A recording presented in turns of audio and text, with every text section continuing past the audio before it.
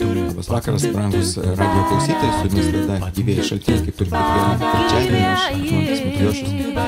Šiandien nusprendžiau pasikviesti į studiją įdomius žmonės, šeimą, pastorius, kurie tarnauja Kristaus paliepimo bendruomenėje Vilniuje. Olga Višniauskienė ir Arvydas Višniauskas, sveiki. Labą dieną. Džiugu matyti, Olga antrą kartą pas mane laidoje, Arvydas pirmą kartą, bet ir kitose laidose, kiek aš įsivaizduoju, dalyvaujat, ar ne? Taip. Įvairiom temom. Džiugu, iš tikrųjų norėčiau, kad mes pasikalbėtume apie tai, kas aktualu jaunam žmogui. Daugumą mūsų klausytojų yra jaunimas, jiems patinka muzika, bet aš manau, kad Dievo žodis labai aiškiai jiems kalba ir apie jų gyvenime ateinančius dalykus, santuoką.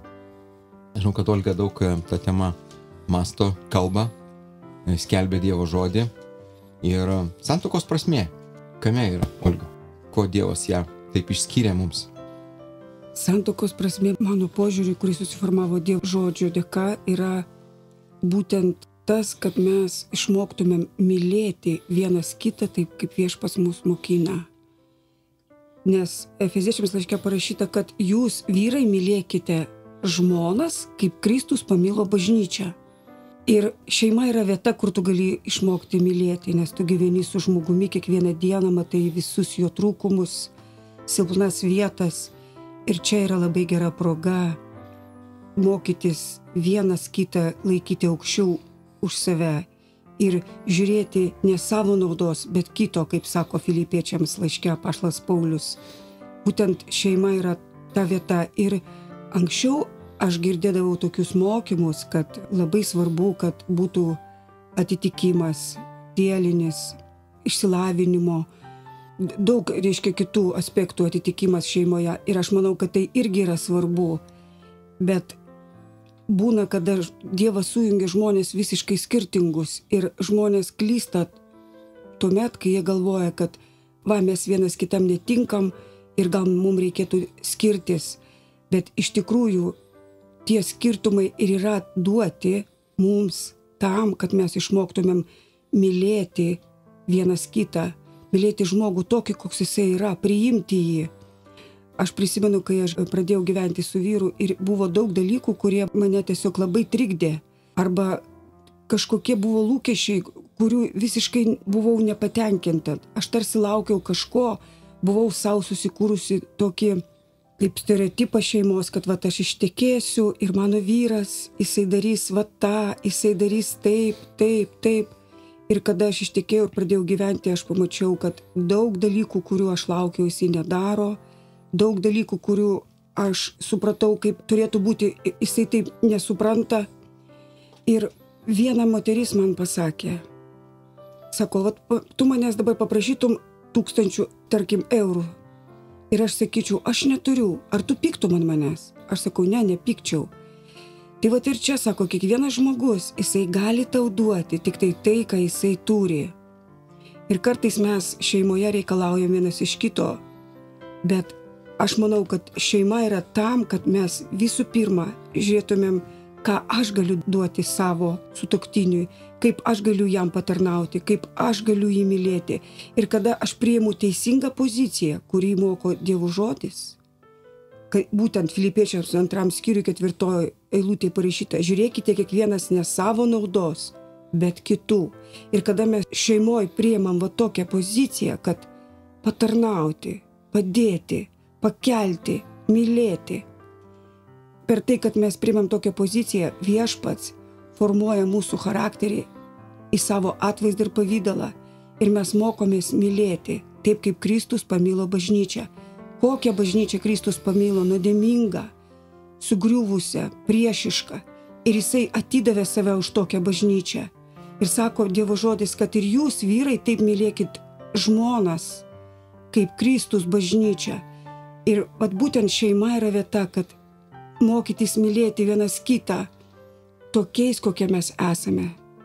Silpnais, su trūkumais, su spragom charakterį. Galbūt trūksta auklėjimo, bet būtent, kada žmonės du susijungia ir jie mokosi vienas kitą pakelti, tarnauti, mylėti, priimti, melstis vienas už kitą. Ir aš manau, kad šeimos tikslas ir yra būtent toks. Ačiū, Olga. Ir kaip Jūs galvojat, ar kartu susituokę žmonės, jie turėtų žvelgti ir į savo senatvę kartu, sulaukti jos kartu? Taip, Tarlių knygoje parašyta, kad mes mėgautumėmės ir mylėtumėm savo jaunystės žmoną. Aš manau, kad šeima tai yra dar žemėje atspindys Dievo ištikimybės, kaip Dievas yra ištikimas. Todėl šeimoje mes turim puoselėti ištikimybę vienas kitam. Ir kada šeima turi tą nuostatą, turi tokį supratimą šeimos pagal Dievo žodį, jie yra ištikimi vienas kitam. Per tai šitas pasaulis gali matyti Dievo ištikimybę, nes šeima yra Dievo institucija. Ir kada mes sudarom vienas su kitu sandorą, kada mes einam prie altoriaus, kada mes pasižadam vienas kitam mylėti vienas kitą iki pabaigos savo gyvenimo šitoj žemėj, ko Viešpats norėtų iš mūsų, kad mes laikytumėmės tų įžadų, tos sandoros. Ir man teko matyti daug šeimų, susidurti su tokiais atvejais, kai, tarkim, žmona, jinai tiesiog yra ištikima savo vyrui, jinai mato, kad jisai galbūt nededa pastangų, kad išlaikyti santuoką, galbūt jisai nededa pastangų, kad laikyti tos artimus ryšius, bet jinai sako, aš sudariau sandorą su šito žmogum ir aš būsiu su juo iki galo. Ir aš manau, kad jos sprendimas, jos pozicija leidžia Dievui veikti šitoj šeimoj. Jos ta teisinga pozicija tai yra tikėjimas. Ir tai duos galimybę Dievui, atidarys Dievui duris veikti šitoj šeimoj ir vyro gyvenime, vyro širdį, kada vyras pamatys, kad žmona ištikima, kad žmona gailestinga, minkšta ir jinai vis tiek myli jį, nežiūrint tuo, kad jisai kažką daro neteisingai. Per tą jos ištikimybę, jos meilę, jos kantrybę, vyro širdis suminkštėja ir taip mes matom pasikeitimą. Ir aš manau, kad Dievas nori, kad mes kartu gyventumėme iki savo gyvenimo pabaigos, kad mes praeitumėm visus išbandymus, visas negandas. Bet aš manau, kad tai įmanoma tik tai tuomet, kai mūsų pamatas yra teisingas. Kaip Jėzus kalba apie du namus, sako, yra namas, kuris statomas ant uolos. Tai yra žmogus, kuris klauso Dievo žodį ir vykdo. Ir sako, ateina audros, ateina paplūsta vėjai ir tas namas jisai išstovi. Bet yra žmogus, Jėzus kalba apie tą žmogų, kad jisai yra kvailas žmogus, kuris stato savo namą ant smėlio. Tai yra tas žmogus, kuris klauso Dievo žodį, bet jisai jo nevykdo. Ir ateina audros, ateina kliūtis ir tas namas sugriūna. Ir aš manau, kad šeima tai yra kaip namo statyba. Ir jeigu mūsų pamatas yra Dievo žodis, jeigu mes klausom Dievo žodį ir vykdom jį savo šeimoje, savo gyvenime, tokia šeima niekada nesugriūs. Jokie vėjai, jokios negandos. Nesvarbu, kas atsitiks su mano sutuoktiniu, per kokius dalykus jisai eis. Gal jisai bus man neištikimas, gal jisai susirgs, gal jisai nueis visiškai kitokiu keliu. Bet jeigu aš statysiu savo gyvenimą ant Dievo žodžio, jeigu aš pasiliksiu ištikimą Dievui ir Dievo žodžiu ir vis tiek elgsiuos pagal Dievo žodį su savo vyru, aš tikiu, kad mano šeima bus stipri, stabili ir jokie vėjai, jokios negandos, jos nesugriaus šito namo, mano šeimos. Ačiū, Olga. Mes dabar trumpai paklausykime muzikos ir grįšime prie šios mums įdomios temos, ką Viešpats Dievas kalba apie vyro ir moters sąjungą, tai yra santuoka. Слава тебе,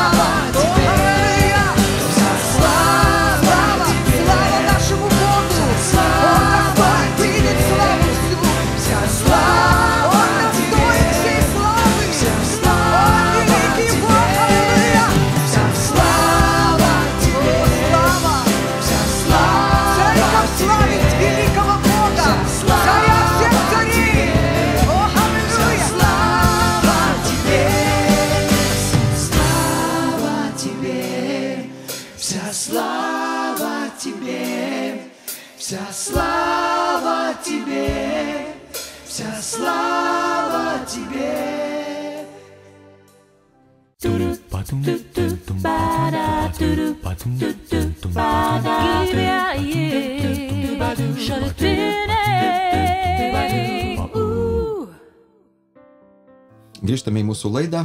Laida Gyvieji šaltiniai. Kalbame su Olga ir Arvydu Vyšniauskais apie šeimą.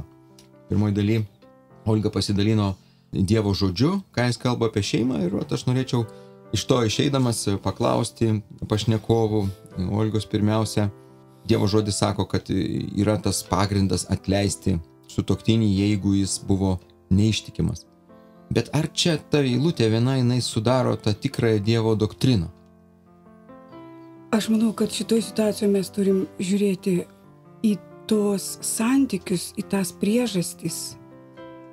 Vat, tarkim, Jėzaus žodžiai. Jėzaus mokiniai paklausė. Morkaus 10 skyriui mokiniai klausė Jėzaus. Antroji eilutė. Tada atėjo fariziejų, kurie mėgindami jį klausė, ar galima vyrui atleisti žmoną. Jis jam atsakė. O ką jums įsakė Mozė? Jie tarė, Mozė leido parašyti skyrybų raštą ir atleisti. Tuomet Jėzus pasakė, dėl jūsų širdies kietumo parašė jums Mozė tokį nuostatą. O nuo sutvėrimo pradžios Dievas sukūrė jos vyrą ir moterį, todėl vyras paliks savo tėvą ir motiną ir susijungs su savo žmona, ir du taps vienu kūnu.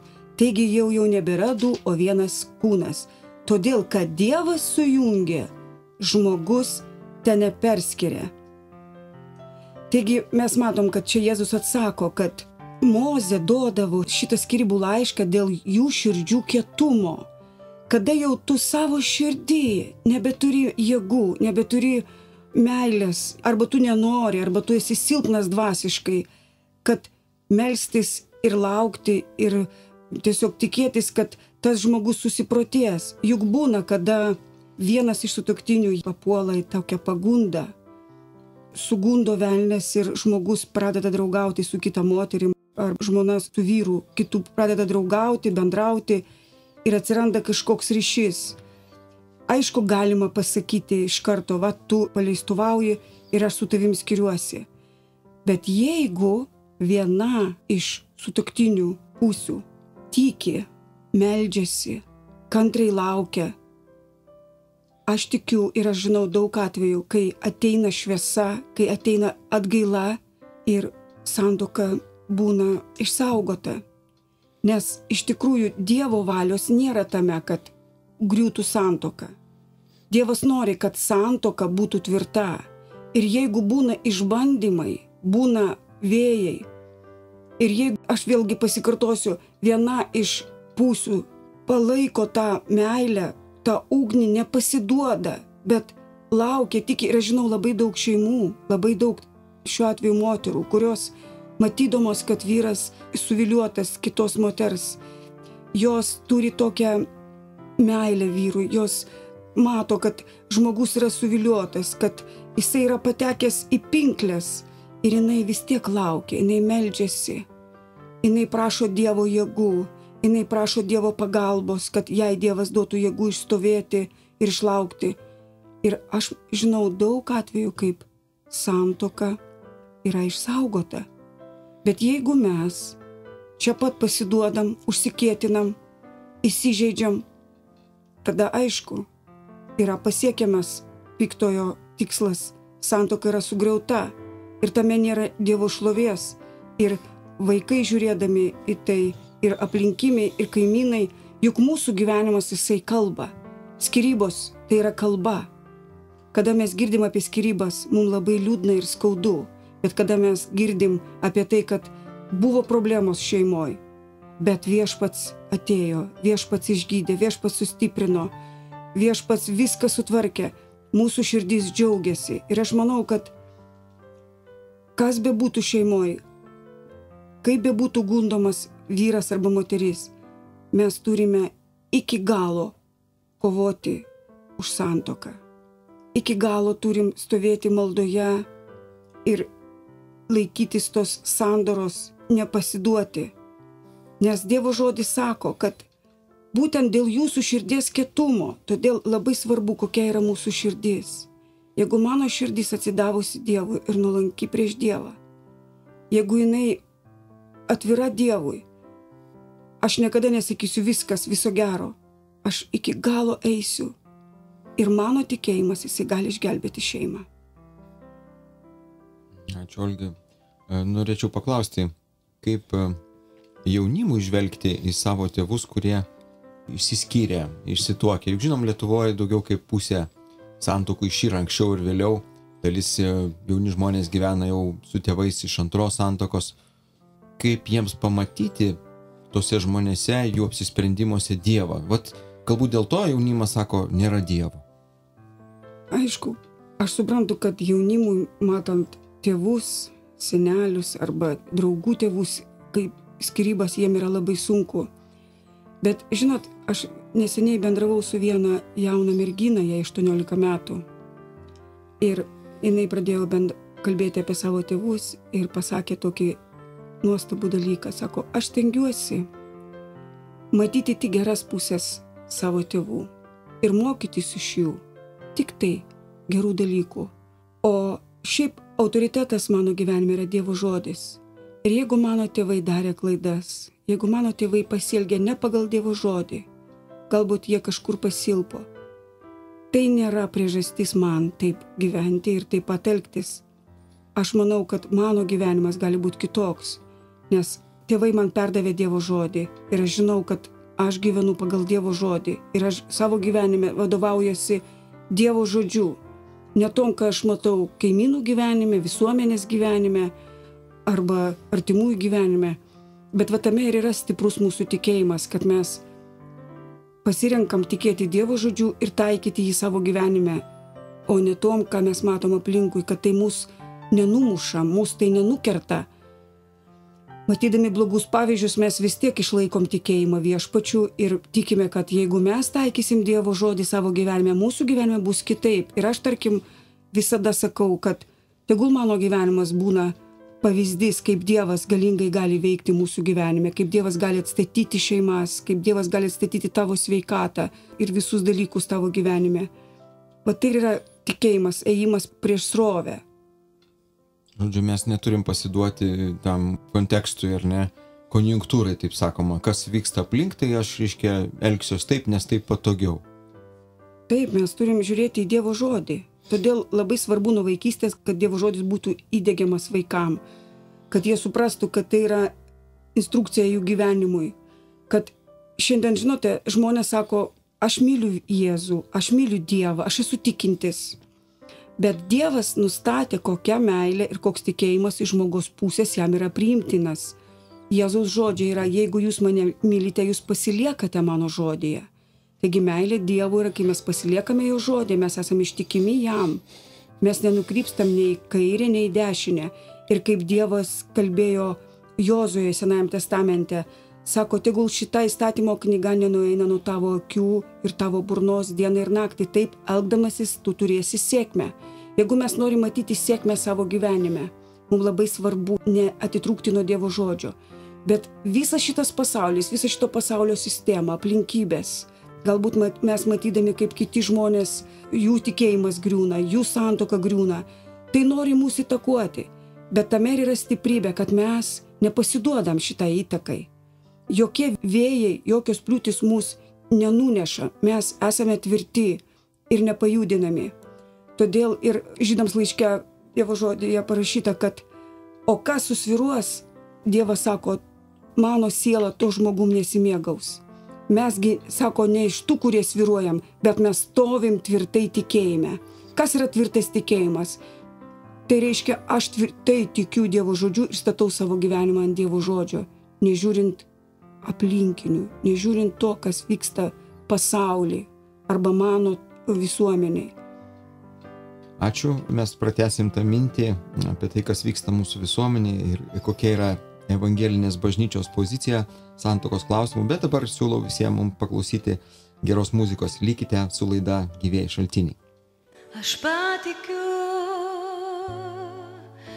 į tavo rankas likimą savo Dieve, savam delne pasaulį laikai tau priklausau, Kūrėjau.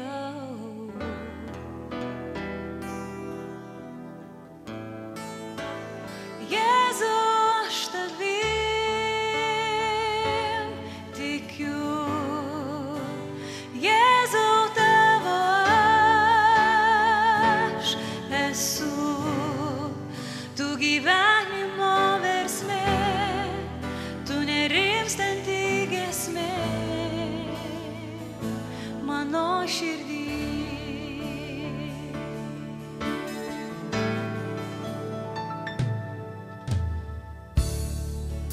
Su tavimi keliauju kartu ir džiaugsmo kalnais ir skausmo slėniais. Tik tai tavim pasitikiu, esi šalia, kaip pažadėjai.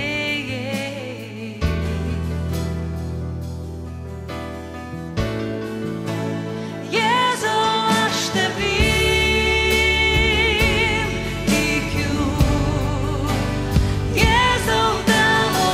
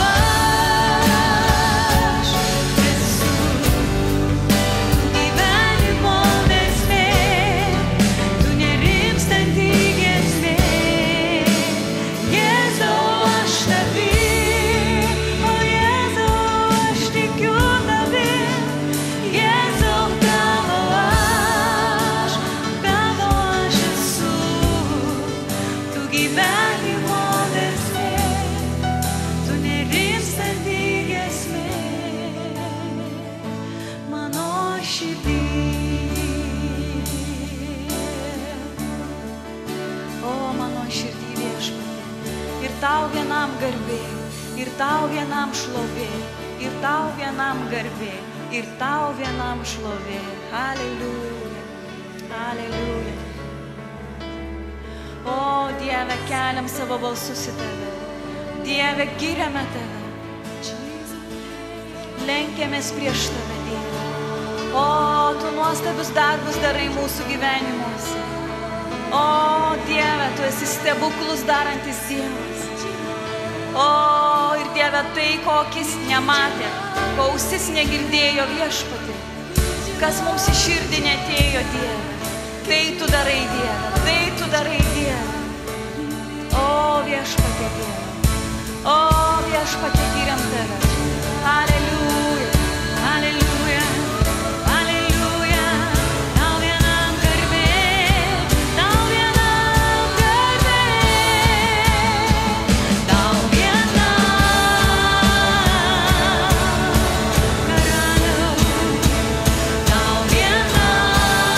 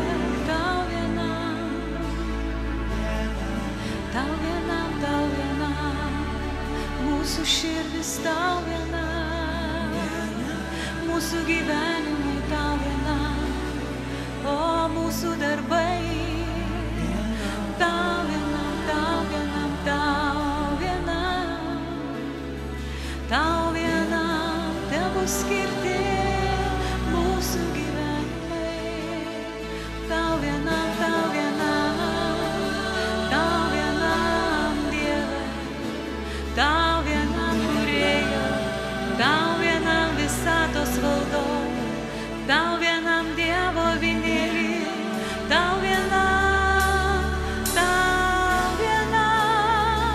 o mes nusilenksim, tau vienam giedosim,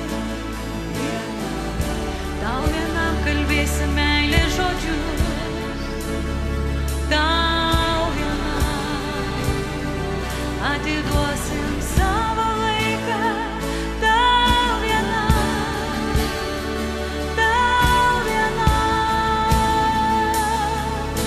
atnešim auką, tau vienam,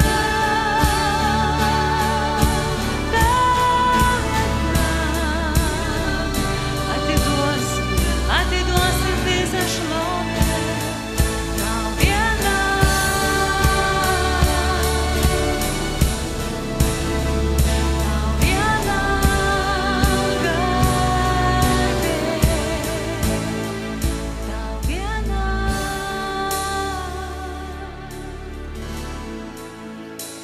tau vienam garbė.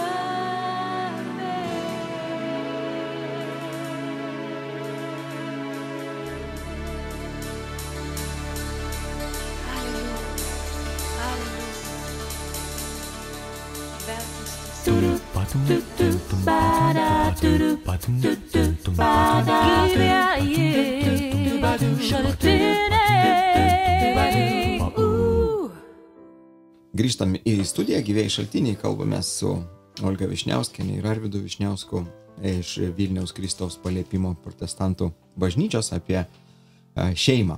Šeima, kaip žinot, tas dalykas, kuris patiria didžiausią eroziją.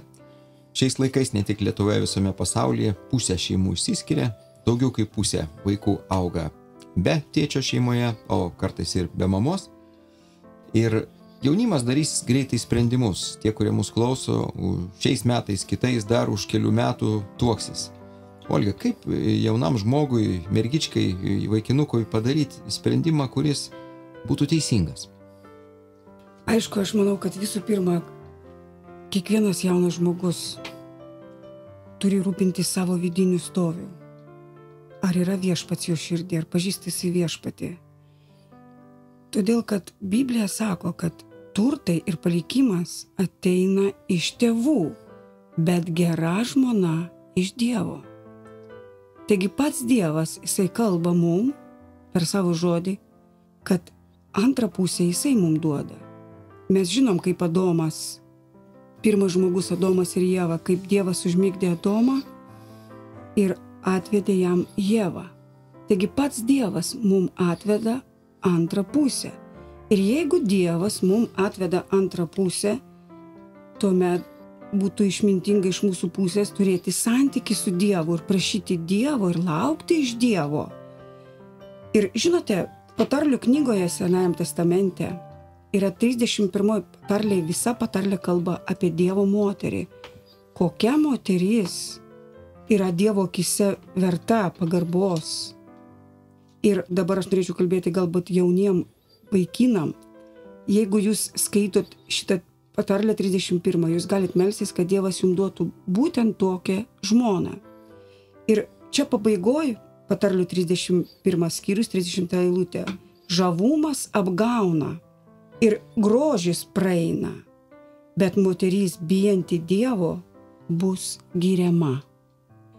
Taigi aš manau, renkantis vaikinam kitą pusę, pagrindinis kriterijus yra, kad moteris, jinai bijotų Dievo. Ką reiškia bijotų Dievo? Mergina, moteris, kuri bijo Dievą, jinai žiūri, kad jos elgesys, jos mąstymas, jos poelgiai atitiktų Dievo žodžio. Jinai neakcentuoja kažkokius dalykus aukščiau Dievo žodžio. Jai svarbiausia gyventi pagal Dievą. Čia parašyta, moteris, kuri bijo Dievo, verta pagarbos. Ir 1 Petro laiške Petras kalba 3 skyriui, 3 eilutėj. Tegu puošia jūs ne išorė, supinti plaukai, aukso papuošalai ar ištaikingi drabužiai, bet paslėptas širdies žmogus, nenykstančia, romia ir taikinga dvasia, kuri labai brangi Dievo akyse. Kada vyras ir žmona kartu gyvena, daugiausia mes galime matyti tokią problemą, kai moteris, jinai kontroliuoja vyrą, pykstasi, yra tokia kamprizinga, sukilusi. Yra labai didelė problema šiandien moterų tarpe. Bet būtent jeigu moteris, jinai bijo Dievo, jeigu jinai turi romę ir taikingą dvasią, tai ateina tik iš Dievo. Tai yra pats didžiausias papuošimas moters, romumas. Kada moteris yra taiki, romi.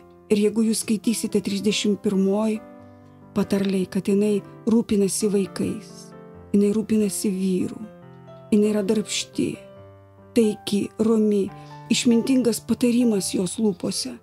Tai yra būtent Dievo vertybės yra joje.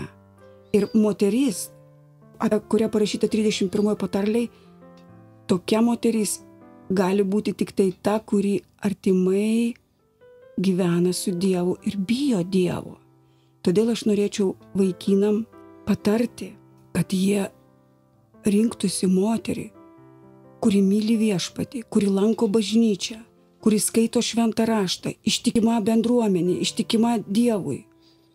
Jeigu moteris jinai yra ištikima viešpačiui, jinai ištikima Dievo žodžiui, jinai bus ištikima vyrui, jinai bus romi prieš vyrą, jinai rūpinsi savo vaikais. Tikrai nuostabus žodžiai, ką Olga čia sako šiandien. Bet kaip jaunuoliui rasti tokių moterų? Ar, sakykime, jūsų bendruomenėje yra, jūs galite pakviesti pamaldas jaunimą šiandieną, ateiti ir tiesiog paraginti susirasti tarp tikinčiųjų savo gyvenimo draugą. Aišku, mūsų bažnyčioje nėra tiek daug jaunimo. Pas mus daugiau vaikinų yra jaunimo mūsų tarpe, bet yra ir merginos. Aha, tai labai įdomi bažnyčia, reiškia, dažniausiai būna atvirkščiai. Taip, pas mus yra labai daug vyrų. Vyrų daugiau negu moterų. Patinka Olgos pamokslavimas, nervidai. Jo, aš matau, kaip žiūri į žmoną. Ne, iš tikrųjų, Olga teisingai pastebėjo tas romumas žmogaus gyvenime. Jis juk atsispindi tada, kad tu atsisakai senojo gyvenimo, ar ne? Taip. Kada žmogus, kaip mes mėgstam sakyti, gimęs iš aukšto. Taip, kada žmogus jisai gimęs iš aukšto ir jisai turi viešpatį savo širdį ir jisai pastoviai auga dvasiškai, pas jį auga dvasios vaisiai, romumas, meilė, pakantumas, kantrybė. Vat būtent tie dvasios vaisiai, kurie įmanomi tik tais atgimusiam iš aukšto žmogui, kuris pastoviai ieško Dievo ir auga dvasiškai. Ir jeigu moteris mergina, jinai pastoviai ieško Dievo, auga dvasiškai, joje auga dvasios vaisių, pas ją yra sudužusi, nuolanki, atgailaujanti, romi širdis. Ar tokia moteris kada nors kels kažkokius nesantaikos klausimus ar skandalus namuose? Jinai bus visada romi, pakanti. Ko norėtų kiekvienas savo šeimoje, tos ramybės, meilės, nes mesgi su to žmogum gyvensim kiekvieną dieną ir susidursim su įvairiomis situacijomis, kurios būna gyvenime. Nes gyvenime būna įvairių situacijų. Būna sunkumai, per kuriuos tenka praeiti, būna išbandymai. Ir jeigu išbandymo metu moteris pradeda purkštauti, kaltinti, pulti savo vyrą, rėkti, kodėl vyrai kartais ir bėga iš namų, kurie nepažįsta Dievo, jie eina į barą, jie geriau pasidės bare, negu jie klausys murmančios moters. Ir patarlių knygoje irgi labai daug rašoma apie moterį, kuri murma, kuri pastoviai, kaip tas lašas vandens, pastoviai krimta į ėdą savo vyrą, pastoviai jam turi priekaištų, pastoviai reikalauja iš jo, kad jis uždirbtų daugiau, arba kad jisai jai kažką duotų. Ir tokiem vyrai labai sunku, po to šeimoje labai sunku. Bet jeigu moteris, jinai turi nuolankumą, pakantumą ir jinai visų pirma žiūri, kaip vyrui patarnauti. Ką aš galėčiau padaryti, kad mano vyras, tarkim, jeigu jisai ir mažai uždirba, arba jisai elgesi ne taip, kaip tu norėtum, moteris tada pradeda melstis Dievui ir galvoti, kaip aš galėčiau padėti savo vyrui, kad jisai sustiprėtų, kad jisai turėtų daugiau išminties, kad jisai pakiltų kaip vyras. Ir moteris jinai yra pagalbininkė vyrui, kada jinai priima teisingą poziciją, pagalbininkės, o ne tos, kuri reikalauja, smerkia, barasi su vyru, bet jinai supranta savo poziciją, nes jinai pažįsta viešpatį, viešpaties žodį, kad jinai yra pagalbininkė. Ir jinai padeda maldomis. Jinai padeda jam viskuom, kam jinai gali, kaip jinai sugeba. Ir tada aš galiu matyti savo gyvenime. Kada aš priimu teisingą poziciją, nes aš irgi gyvenau šeimoje, kur aš neturėjau tėvo, pas mus buvo patėvis. Mama pati dirbo, pati uždirbinėjo. Ir mes nebuvom auklėjami Dievo žodyje. Tai buvo tada tokie laikai, kai Biblijos mes neskaitėm. Ir aš buvau tokia labai kaprizinga, skandalinga. Ir aš prisimenu 15 metų, aš pirmą kartą iššokau pro langą ir pabėgau iš namų, nes mama man kažko nepadarė, ko aš norėjau. Aš buvau tokia sukilusi, reikli tokia, skandalinga asmenybė. Ir ilgą laiką man atrodo, kad aš žinote, aš ištekėjau tik tai 36 metų, galbūt vyrai matydami tą mano tokį bjaurų charakterį ir bėgdavo nuo manęs. Ir aš matau, kaip viešpats keičia iki dabar mano širdį, kad jinai minkštėja. Nes aš bijau Dievo. Jinai vis tokia darosi paklusnesnė, romesnė. Kada man vyras pasako, kad tu šitoj vietoje neteisingai elgiesi, tu čia per daug kalbėjai, arba tu šį rytą atsikėlė ir visiškai neteisingoj nuostatoj mano atžvilgiu. Dievas duoda man jėgų, aš nepradedu ginčytis ir sakyti, o tu kaip čia dabar? Aš sakau, atleisk man. Aš pasitaisau iš karto. Ir aš matau, kaip tie santykiai gražiai klostosi, mes su vyru gyvenam jau 10 metų. Ir tai yra labai didelis stebuklas, kada mes esam tokie priešingi ir mano tas charakteris toks labai impulsyvus. Aš nemačiau gero šeimos pavyzdžio. Aš augau šeimoje, kur mama viena augino mus ir mes tokie buvom nepriklausomi, darydavom, ką norėjom. Ir kada aš ištekėjau, man labai buvo sunku būti tokiai romiai, išklausyti, turėti tą pakantumą. Bet viešpats, būtent dėka to, kad viešpats yra mano širdį ir aš bijau Dievo, kaip sako Dievo žodis. Moteris, kuri bijo Dievo, jinai verta pagarbos, gyriaus. Bet būtent dėl to, kad aš bijau Dievo, aš pastoviai žeminuosi prieš viešpatį, pastoviai einu ir sakau viešpatį, tu keisk mano širdį, tu sustiprink mane, padėk man būti žmona, apie kurią kalba Dievo žodis. Ir aš matau, kad Dievas man padeda ir vat mano vyras sėdi šalia, jis galėtų paliudyti. Ar tai tikrai taip? Tikrai. Tikrai Arvydas dar neiššoko pro langą, ar ne, nei kartą, ar ne? Dar ne. Dar galvoja. Jo, čia ačiū Olgai, kad įpiniai tą asmeninę išgyvenimo patirtį, kaip auksinė gyja į plaukus žmonės pindavo. Taip yra labai svarbu mums išgirsti ne tik tai tuos šventų žmonių lemenimus per radiją, bet ir tai, kad jie patys patyrė, nusidėjo ledalę ir jie paragavo amžinojo gyvenimo vaisiaus ir tas vaisius pakeitė jų gyvenimą. Ir apie tai, kaip jums pakeisti gyvenimą, jeigu jūs šiandieną nevaikštote kartu su Dievu, mes pakalbėsim po trumpos muzikinės pauzės. Поем тебе хвалу, Господь. Иисус, Ты Спаситель мой. Иисус, лишь в Тебе найду покой. Даришь Ты жизни полноту. Ты скала моя, я к Тебе иду. Иисус, Ты Спаситель мой. Иисус, лишь в Тебе найду покой. Даришь Ты жизни полноту.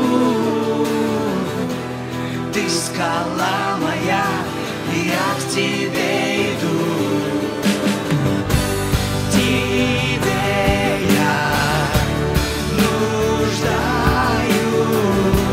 я люблю Тебя, навеки будь со мной. Спаситель, мой лучший друг, прославлять Тебя я буду вновь и вновь. В Тебе я нуждаюсь,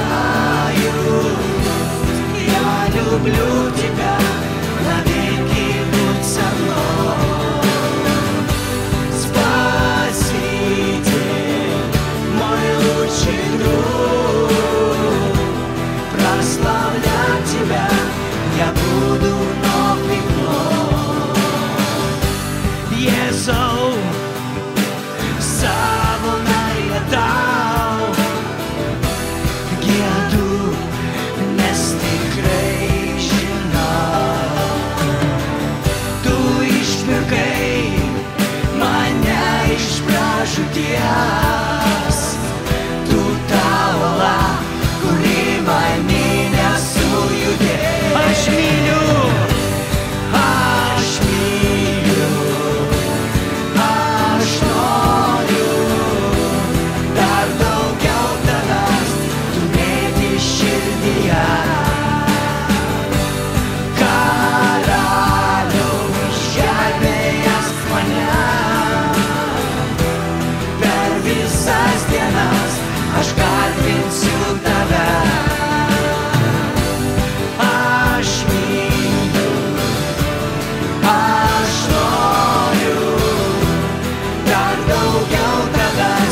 turėti širdyje. Karaliau, išgelbėjęs mane, per visas dienas aš garbinsiu tave. В тебе я нуждаюсь, я люблю тебя, навеки будь со мной. Спаситель, мой лучший друг, прославлять тебя я буду вновь и вновь. Прославлять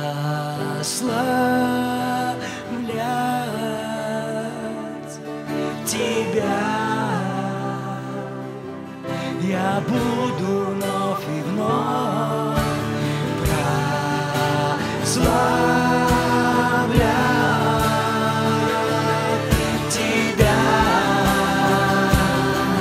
я буду вновь и вновь.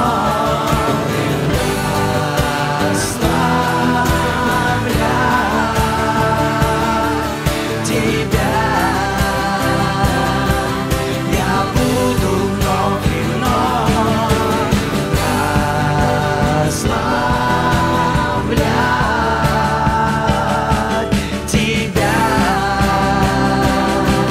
я буду вновь и вновь. В тебе я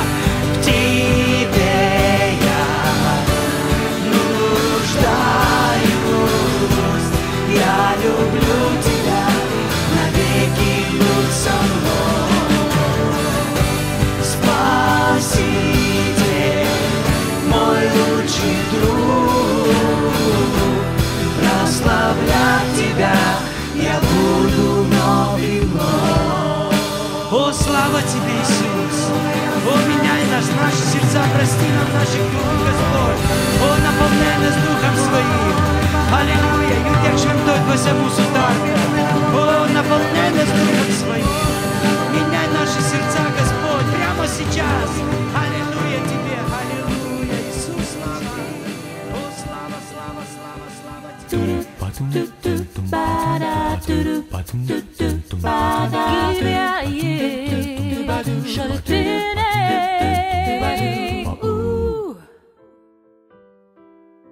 Grįžtame į mūsų laidą. Laida Gyvieji šaltiniai per XFM eterį. Arnoldas Matijošius. Šiandieną kalbinu Olgą Višniauskienę ir Arvydą Višniauską. Ir jaunimas šiandien klausė, ką daryti, kaip kažkada buvo tie revoliucionierių atsišaukimai. Černiševskio ir kitų Rusijoje, ar ne? Kągi daryti? Aišku, jie siūlė tą smurtinį kelią, pakeisti valdžią, politinį perversmą, liktai tai pakeistų žmogaus širdį. Bet, Olga, ką sako Dievo žodis, ką daryti žmogui, kai jis nori keistis? Aš manau, kad svarbiausia būti Jėzuje Kristuje, nes Efeziečiams laiške Paulius 2 skyriuje 10 eilutėje sako, mes esame jo kūrinys, sukurti Kristuje Jėzuje geriems darbams, kurios Dievas iš anksto paskyrė mums atlikti. Mes visi norim būti geri, daryti gerus darbus, bet mes neatrandam savyje tų jėgų, tos jėgos neturim. Bet va čia būtent parašyta, kad mes esame jo kūrinys, sukurti Kristuje Jėzuje. Labai svarbu būti Jėzuje Kristuje, būti viešpatyje. Kaip Jono Evangelijoje 15 skyriui viešpats sako, aš vynmedys, o jūs šakelės. Jeigu jūs nepasiliksite manyje, jūs neduosite vaisiaus. Jeigu mes norim matyti vaisių savo gyvenime, kad mūsų elgesys keistusi, mūsų poelgiai, kad mes būtumėm gabūs geriems darbams, kad mes būtumėm turtingi geriems darbams, labai svarbu būti Jėzuje Kristuje. Nes jeigu tu nesi Jėzuje Kristuje, va, kaip čia parašyta, jūs esate sukurti Kristuje Jėzuje geriems darbams. Kada tu Kristuje Jėzuje, tu darai tą, dėl ko tu esi sukurtas, tu supranti savo paskyrimą, savo pašaukimą. Ir kiekvienas žmogus šito žemėje, jis turi likimą. Čia parašyta, kurios Dievas iš anksto paskyrė mums atlikti. Jau iš anksto Dievas turi mums paskirti pašaukimą kiekvienam žmogui. Ir Jėzus sako Jono Evangelijoje, ne jūs mane išsirinkote, bet aš jūs išsirinkau ir paskyriau, kad jūs eitumėt ir duotumėt vaisių. Labai svarbu pasilikti viešpatyje, pažinti viešpatyje, pažinti jo žodį. Ir tada mes esam gabūs nešti vaisių gerais darbais. Mūsų vidinis žmogus keičiasi, mūsų charakteris keičiasi ir mūsų mąstymas keičiasi. Ir Romiečiams laiške irgi Paulius sako, nesusitapatinkit su šito pasauliu, 12 skyriui. Sako, bet pasikeiskite. Taigi kaip mums atnešti vaisių? Kaip mums pasikeisti? Kaip mums pakeisti savo charakterį, savo šeimą? Kaip žmonai tapti gerai žmonai? Kaip žmona gali būti tokia, apie kurią parašyta Patarlių 31 skyriui? Aš visiems jums noriu pasiūlyti paskaityti Patarlių 31 skyrių. Ten parašyta būtent apie žmoną. Kokia žmona? Ir kada, žinote, aš pirmą kartą paskaičiau Patarlių knygą 31 skyrių, man pasidarė net liūdna. Tai buvo prieš 10 metų. Galvojau, o kaip man taip? Kaip aš galiu tokia būti? Nuolanki, darbšti. Pažiūrėkit, tarkim, 10 eilutėj 31 skyriaus Patarlių knygoj. Kas gali surasti gerą moterį, ji yra daug vertingesnė už perlus. Vyro širdis visiškai pasitikė ją ir jo namuose netruks pelno. Visą gyvenimą ji daro savo vyrui tik gerą, o ne piktą. Kaip man būti tokiai žmonai, tokiam žmogui, kuris daro savo vyrui gerą, kuri gabi daryti gerus darbus?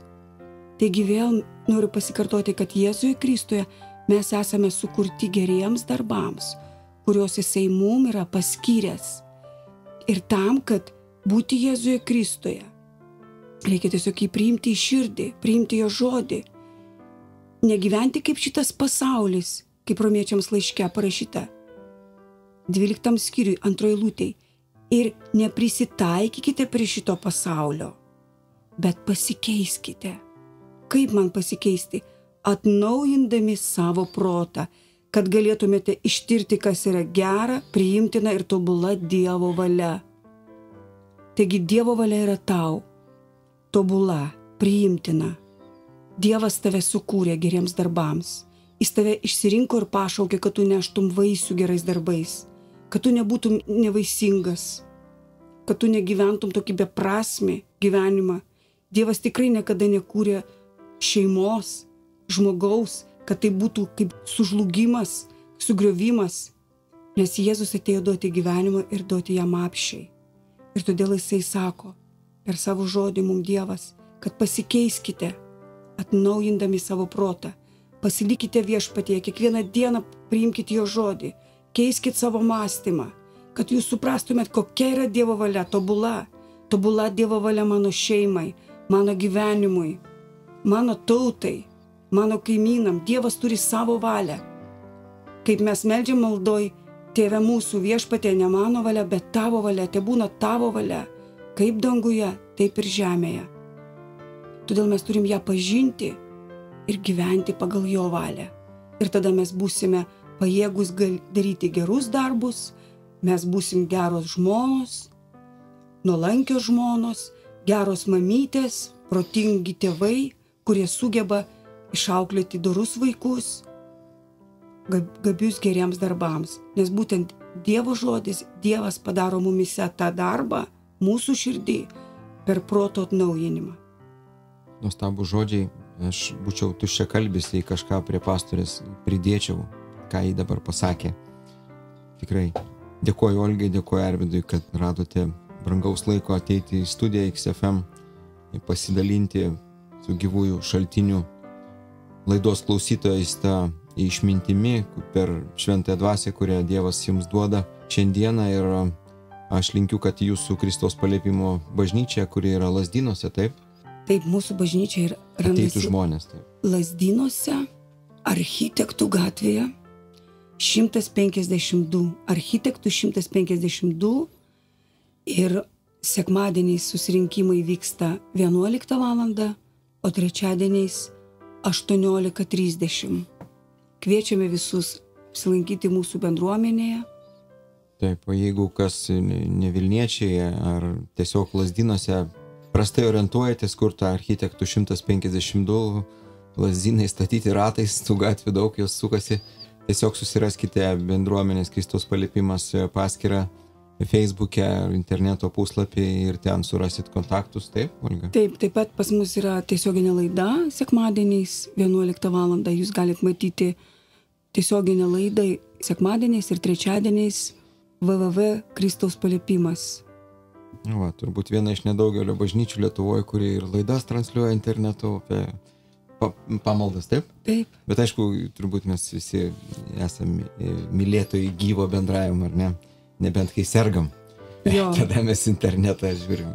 Arba į užsienį išvykstantys žmonės galėtų žiūrėti tiesioginės laidas. Jo, iš tikrųjų. Ir gera žinia, kad Dievas duoda mums galimybę tas komunikacijas mass media naudoti ne vien savo akių paganimui, bet išgirsti tai, kas yra naudinga, vertinga, prasminga. Likite su XFM radiju, atsisveikiname su jumis, dėkoju visiems rėmėjam mūsų radijo ir taip pat tiem, kurie melitės, nes tai irgi yra svarbi dvasinė parama.